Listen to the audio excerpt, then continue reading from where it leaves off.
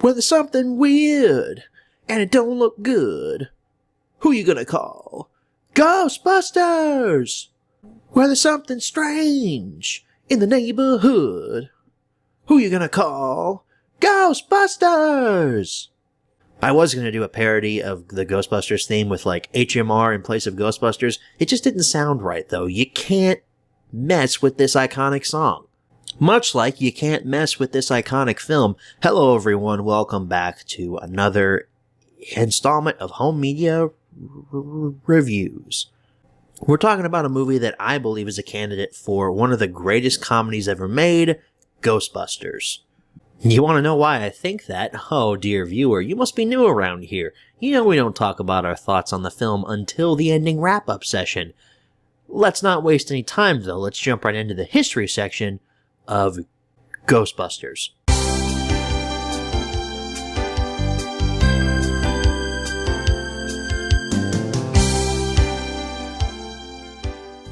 So Ghostbusters smashed its way into theaters on June 8th, 1984. On a budget of $25 to $30 million, the reports kind of vary, the film grossed $370 million. What a huge return on investment for Sony, Ivan Reitman. Every single person that was involved in this film made bank on this. My history with Ghostbusters goes back quite a while. I, of course, wasn't alive when this movie hit theaters in 1984.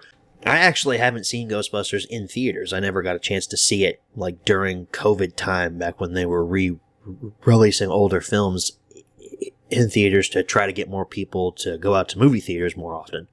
My first experience with Ghostbusters is actually my parents' DVR. My dad had taped Ghostbusters back in, I believe, 2013, 2014, back when we still had, I think we had DirecTV at the time. I don't remember exactly who the cable provider was, but we had it at that point. And he taped it for me and my brother because he thought we might enjoy it.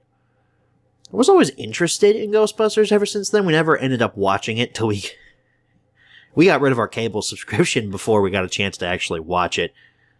And it always like stuck around in the back of my mind because around that point, I was getting more into film loving and the film community and watching a lot more movie-related YouTube channels.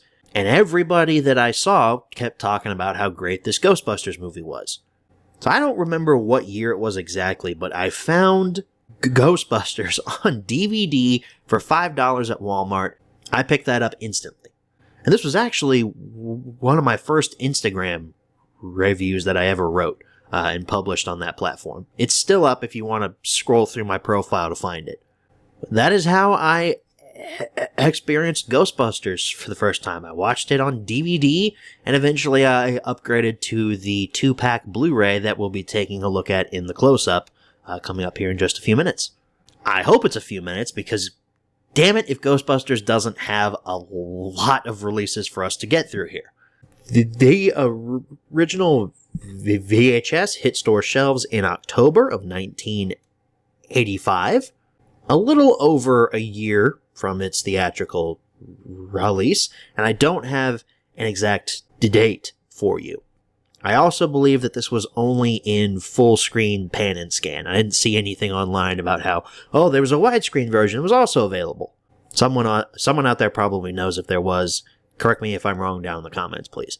1989 rolls around, the year of Ghostbusters 2, and the Laserdisc of the first Ghostbusters hits store shelves. There was both a 1-disc and a 2-disc version. I don't know the difference between these two versions. The movie's not very long. It doesn't reach 2 hours, so it shouldn't take up more than one. Maybe the 2-disc version has bonus content on it? I'm not too sure. 10 years later, on January 1st, 1999, we get the first DVD release of Ghostbusters. And it's not by itself, it's packed in with its younger brother. I guess this kind of makes sense. Ghostbusters 2 wasn't very popular from the beginning. I'm sure that Sony thought, hey, Ghostbusters is really popular, and this is a new media format. Why don't we package it in with its sequel and get those suckers to buy both of them?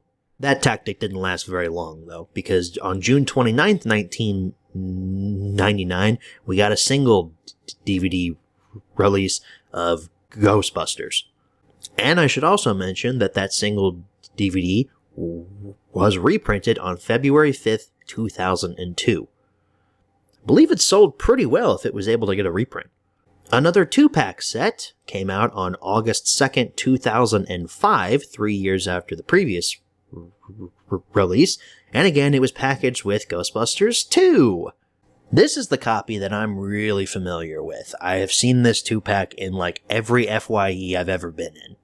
January 17th, 2006 brings us a box set for the one and only Bill Murray. This of course included Ghostbusters, Groundhog Day, and Stripes. Call me out in the comments here, but I've never seen Groundhog Day. Not all the way through, at least. I've seen clips of it, but never seen the full thing. Haven't seen Stripes either, although I haven't heard a lot of people talk about that one as fondly as they do Groundhog Day. A few months later, on March 14, 2006, the iconic green cover DVD of Ghostbusters released. This was the version that I had. I don't think it was the 2006 master. It might have been updated, but it did have this exact same cover. Also on March 14, 2006, we got a definitive DVD collection, which included Ghostbusters, Sleepless in Seattle, Godzilla, and The Mask of Zorro. 3 years later, on June 16, 2009, we finally got Ghostbusters on Blu-ray. Hooray! I'm having trouble thinking of things to say about that. It's a good thing we finally got it on Blu-ray. Nice to have. However, later on October 6, 2009, we got a pretty cool gift set that included a Stay Puft Marshmallow Man statue. This is the one that I would have went for in 2009. This thing looks really cool. However, if you wanted a DVD with your Blu-ray, you would have had to wait until March 29, 2011 if you didn't want to buy the movie twice, because that's when the Blu-ray and DVD combo pack hit store shelves. 2 years after that, on May 14, 2013, there was a brand new Ghostbusters Blu-ray released. This one mastered in 4K. It's a 1080p disc, but Ghostbusters was remastered in 4K for this Blu-ray disc. The next year, on September 16, 2014, there was a Blu-ray single-pack re-release for the 30th anniversary of the film. There was also a digibook Blu-ray of both movies released on this day as well. Spoiler alert, this is the copy that I picked up on Black Friday, and it's the one we're going to be taking a look at in the close-up section. We also have a limited edition gift set, digibook set with a Slimer statue. That's pretty awesome. Black Friday didn't have that when I picked this up, or else I would have grabbed that one. June 16, 2015 brings us a reprint of the Bill Murray box set. You would be forgiven, though, if you didn't know that this was a reprint because it was retitled to the Laugh Out Loud DVD 3-pack. But it included the same films. So, reprint, not. Tell me your vote down in the comments. Ghostbusters then hit 4K on June 7, 2016. This was a really early release in the beginning of 4K's life on store shelves, which makes sense because they had a 4K master of this completed back in 2013. Why sit on it for a long time? However, Sony has not made this easy to get your hands on. This regular 4K has not been reprinted since 2016, to my knowledge. Little less than a month later, on July 5th, 2016, Sony really doesn't want you to buy this 4K because they released a really cool pop art steelbook Blu-ray of Ghostbusters. This was the version I saw on store shelves a lot back in 2016. I hardly ever saw the 4K. Same with Star Trek 2009 on 4K. That one was a really early one as well. February 6, 2018 brings us the first 3-pack of Ghostbusters, the 3-movie DVD set, which included Ghostbusters 1, 2, and Ghostbusters 2016. Look, I haven't seen the 2016 version of Ghostbusters, and honestly, I don't really want to, so I don't have much to say on it. I'm definitely not calling it Ghostbusters Answer the Call. That's really dumb. Making it sound like it's a sequel. It's not. It's a reboot. September 22nd, 2020 brings us another 2-pack Blu-ray release. It has the same artwork as the Digibook release from back in 2014. It just ditches the physical book aspect, just in a regular Blu-ray case now. February 1st, 2022 brings us the Ghostbusters 3-movie collection DVD and Blu-ray set, which, if I'm not mistaken, I believe this includes Ghostbusters 1, 2, and Afterlife. There was also a Ultimate Collection 4K Steelbook set that came out on this day. This set is really cool. It's packaged in a ghost trap with a making of book. One downside though, the 2016 film was included, but as digital only. There's no physical Blu-ray or 4K disc for that. And fans were not happy when that was announced. Honestly, I'm not happy about it either. I think that's really dumb.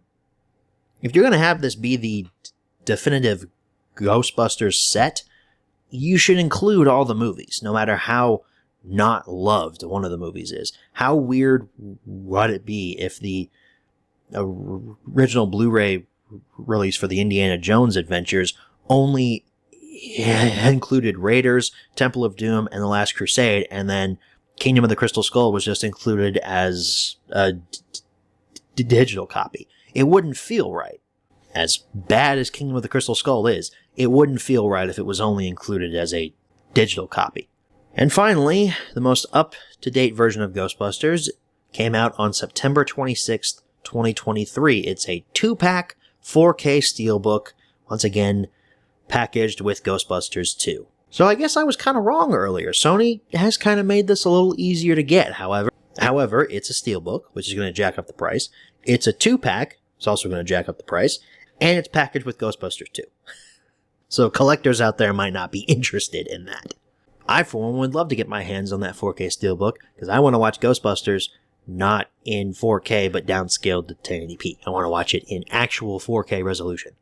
But as I said, folks, that's it. We don't have a big collector's edition of all 5 of the Ghostbusters films now. Not even one with just the Ghostbusters 1 and 2 and then the legacy sequels. We don't have anything past 2023. We are definitely not wanting for more Ghostbusters on physical media, though. There are so many different versions of this movie floating out there right now. But that wraps things up for your history section. Let's go ahead and move right along to the close-up.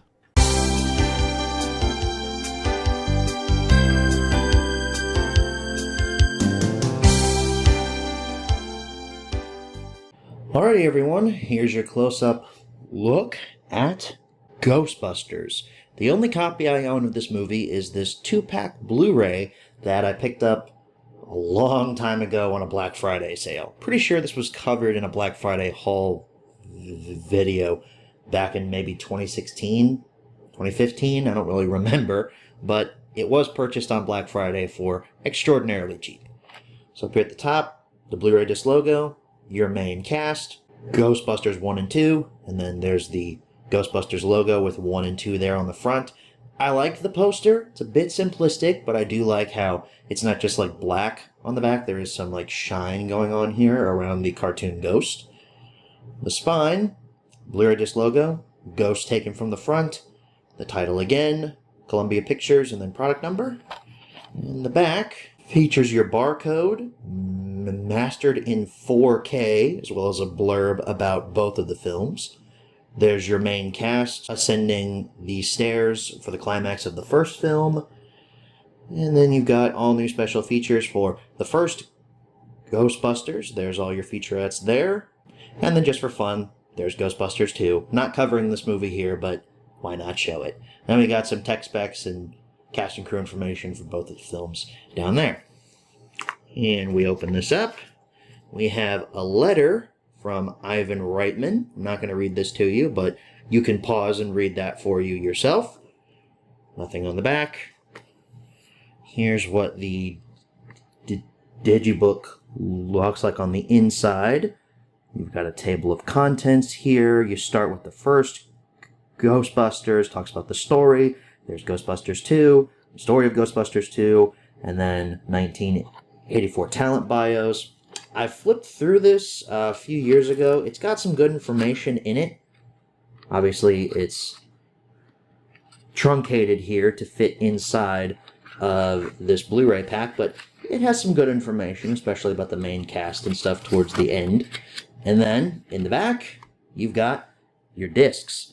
Now, this always annoyed me, because the title of the film and your company logos and rating and stuff, that's correct. But then the Ghost logo is flipped. It's on its side. So in order to have this look somewhat right, you have to have your discs like this. But then your title is not right. I don't know why they couldn't have just flipped this guy around, and then it would have been right that way. And then for funsies as well, there's Ghostbusters 2 behind it. Same problem I have with this Ghostbusters Blu-ray up here. It just doesn't make sense to me. So that wraps things up for the close-up. Let's move right along to the menu tour. Alright everyone, here's your menu tour for Ghostbusters. Only got one Blu-ray copy to look at this time, so it should be a relatively short menu tour. It's a relatively basic menu as well. If you look there in the back, you've just got Dan Aykroyd, Bill Murray, and Harold Ramis there. Where's Ernie Hudson? He's part of this movie too. But you got your 4 options down at the bottom. You got play movie, languages, scene selection, and special features. And hey, the ghost trap is behind your option there, the one that you've got selected. That's kind of fun. Let's take a look at languages. For audio, we have a 5.1 master audio mix, French 5.1, Japanese 5.1, that's cool, Portuguese 5.1, Spanish 5.1, and Thai 5.1. For subtitles, English, English SDH, Chinese simplified, Chinese traditional, French, Indonesian, Japanese, Korean, Portuguese, Spanish, and Thai. A lot of different options for audio and subtitles here. You've even got commentary subtitles, Japanese, Portuguese, and Spanish. This is your scene selection menu. You've got a little bar down here at the bottom telling you where you are in the movie. And each of your scenes has a little screenshot and number to go along with it. And if we scroll to the bottom, and if we scroll all the way to the bottom here, you have 16 scenes, no scenes specifically for the credits, so just 16 scenes. And for a movie that runs about an hour 40 with credits, that's a pretty decent amount. And for special features, we have a commentary with director Ivan Reitman, Harold Ramis, and Joe Medjunk. I believe he was one of the writers, maybe? Producer? Slimer Mode, picture-in-picture. A 30th anniversary print collection for Ghostbusters. Who You Gonna Call? A Ghostbusters retrospective. Ecto 1, resurrecting the classic car. Ghostbusters Garage, Ecto 1 Gallery. 1984 featurette. Cast and crew featurette. Special effects team featurette. Scene cemetery. Alternate TV version takes. Multi-angle explorations. Storyboard comparisons. That iconic Ghostbusters music video from Ray Parker Jr., and then the theatrical trailer. You get a lot of special features on this Blu-ray. But that wraps things up for your menu tour. Let's go ahead and head on back and into the 5 main questions, as always. Okay, so we're back from the close-up. Now it's time to answer the 5 main questions, as always. Number 1, where can you pick this product up? You can't find this on store shelves anymore, unfortunately. Like I said, there is no modern version of Ghostbusters out there, like a new modern 4-pack or 5-pack or whatever kind of pack you want.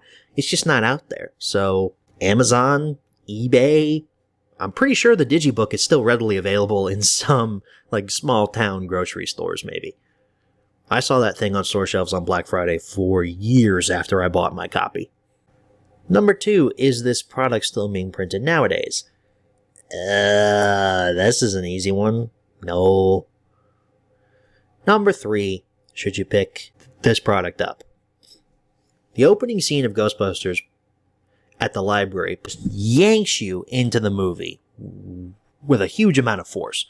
The otherworldly music sets the tone, and the way the camera lingers on the librarian as she walks through these shelves is perfect.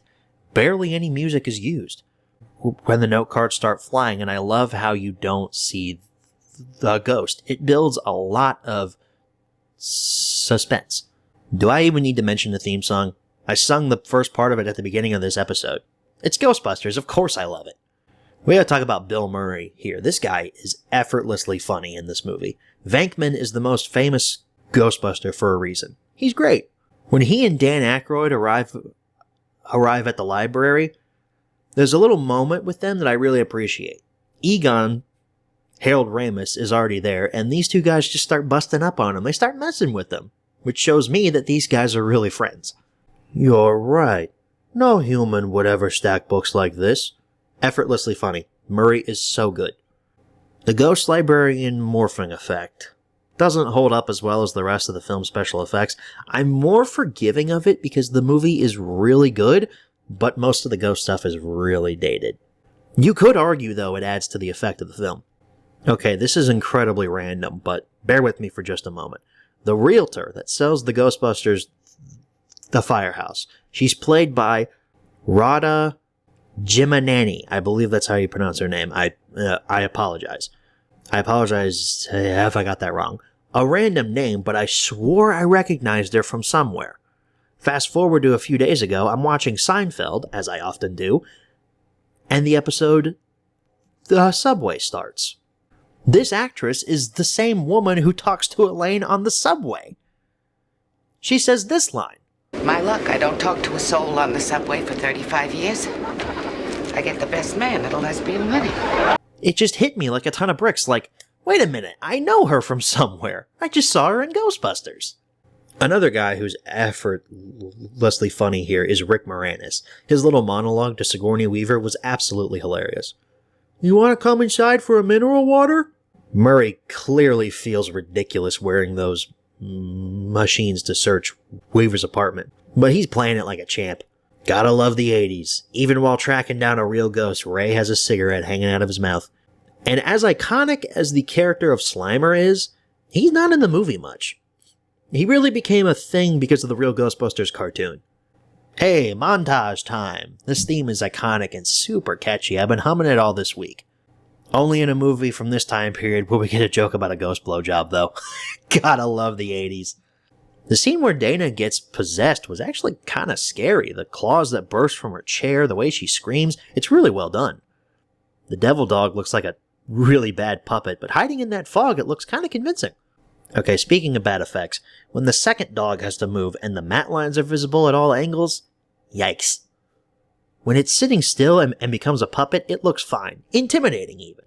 When it's chasing Lewis through the park, no, that's not it. I keep hammering this point in over and over, but Murray is effortlessly funny in the scene where he meets Zool. His constant quips and trying to defuse the situation is absolutely hilarious. I gotta do the line if you will indulge me. There is no Dana, only Zool. What a lovely singing voice you must have. Something very strange about that man. What was your first clue? The fact that he's calling himself the Keymaster, or the fact that he just went on for almost a minute with random ghost names? Is this the origin story of the big beam of light shooting into the sky? It's not blue, but it's pretty similar to a lot of other movies where that happens. Classic government bureaucrat move, though. Orders the power to be shut off, releasing all of the ghosts, and then gets the Ghostbusters arrested after blaming them for the catastrophe. Hermes Conrad would be proud. Everything was fine until our power was shut off by Dickless over here. Is this true? Why, yes, it's true. This man has no dick.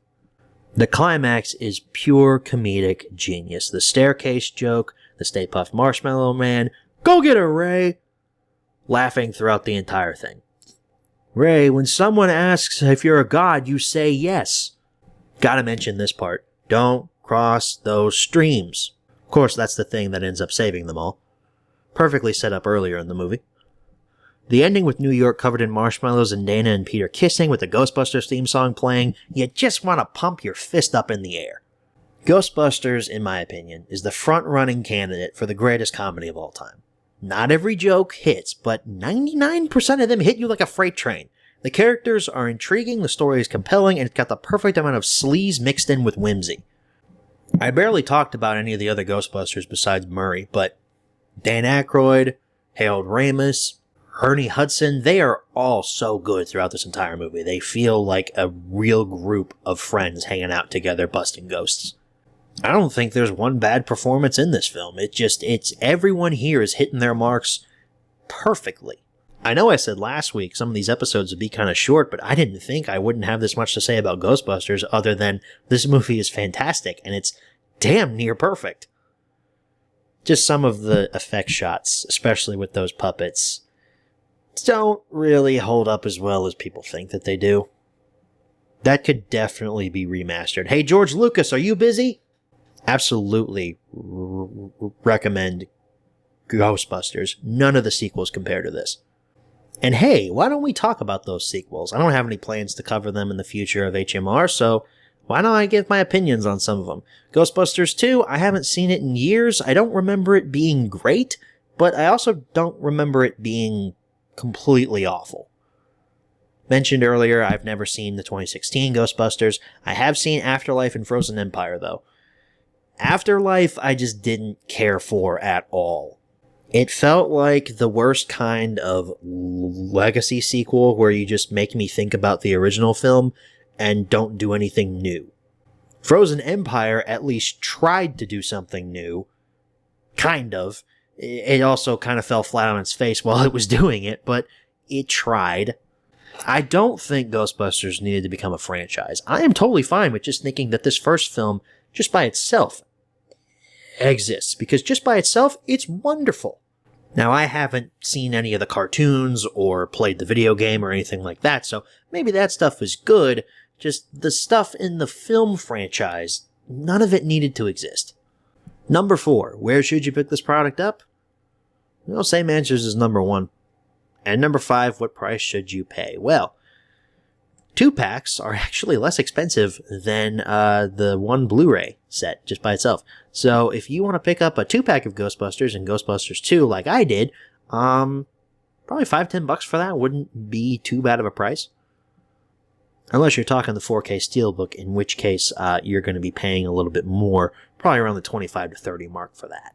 And DVDs of this, you can find them anywhere. They are just a dime a dozen.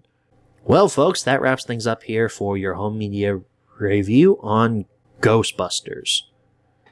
This movie is just funny. It's just such a good time. By the end of the movie, you're pumping your fist and singing the Ghostbusters theme song. It has that power over you. Or maybe it just has that power over me. Man, I gotta tell you, the comedies in the 80s, they were so much more risque than anything you get in theaters nowadays, apart from a couple of examples that we may or may not be talking about here later on in the season. But since I'm such a big fan of 80s sleaze and comedy, why don't we take a look at another film from the 80s that also has quite a bit of sleaze in it? Just like Ghostbusters, this movie was rated PG and gets away with quite a bit. Whatever you do, though, don't say his name 3 times, or else Beetlejuice will make his grand debut on Home Media Reviews next week. I'm telling you guys, do not say Beetlejuice. Just don't say Beetlejuice. It's not that hard. I hope you guys are hyped up for that. I most certainly am. Thank you all so very much for watching, and I will see you all then. Good night, everybody.